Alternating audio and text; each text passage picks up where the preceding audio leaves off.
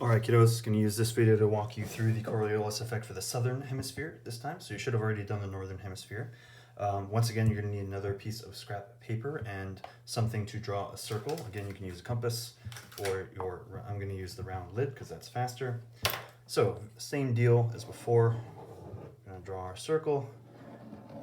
That's going to be the southern view of our planet. I'm going to guesstimate the center is right about there. That's a little bit off, but now you just need to, the tricky part again is to draw a map of the southern hemisphere as best you can. I would just reference the image that I provide you. So Antarctic continent has a bit of a kind of a funny shape like that. Coming off the tip of that, you've got South America, which kind of goes straight out and then bulges right at the end. It has a more gradual kind of out towards Brazil and then cuts back in.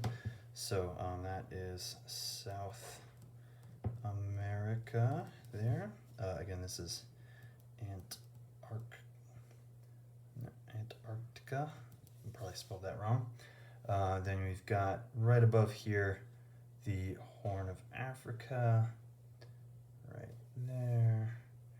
You got Madagascar off the coast. So again, Africa. And the one major continent that's sitting by itself in the southern hemisphere other than Antarctica is Australia.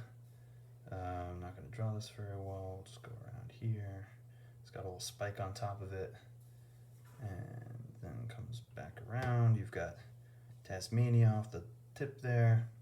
You've got New Zealand floating off there in the ocean and all the Indonesian, Eurasian islands. Okay, but we'll keep that nice and simple. Let's label this Australia. Okay, so let's label this again the southern hemisphere.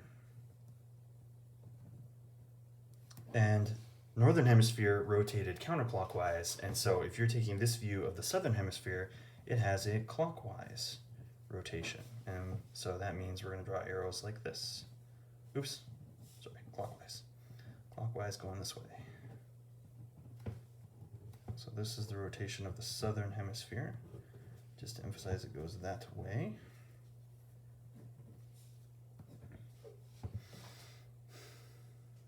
Okay, and so just like we did before, you need to then, to demonstrate the Coriolis effect, you need to cut this out. Oh, and I'm going to draw the arrows in the circle too, so that's a clockwise rotation. All right, cut it out.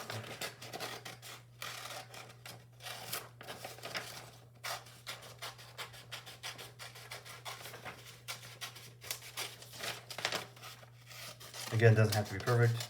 We just want to be able to rotate it. Once again, get your push pin or the sharp end of your compass or whatever else you were using to stick it down in the middle and show that there's our clockwise rotation of the southern hemisphere of our planet.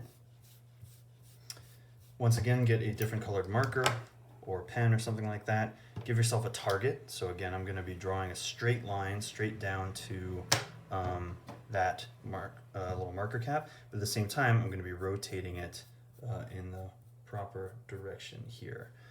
So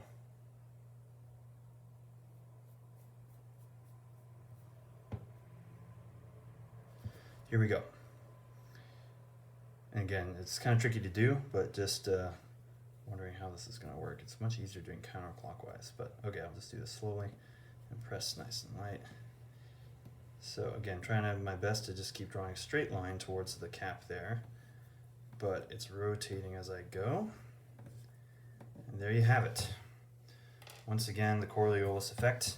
I was technically just moving this in a straight line straight towards the cap there, but due to the rotation, the clockwise rotation of the southern hemisphere, it was deflected, and I think we can all agree that it was deflected to the left. So it was deflected to the right in the northern hemisphere, to the left in the southern hemisphere. And so, as you can predict, that means that storms, we often have a lot of tropical storms that come off Australia and hit the Madagascar and this coast of Africa here. They are always, those hurricanes, I think they're referred to as typhoons in this part of the world, are always going clockwise. Hurricane. All right, and so then all you have to do is submit a photo of these two drawings that you made for this assignment. Hope this was helpful. Thanks.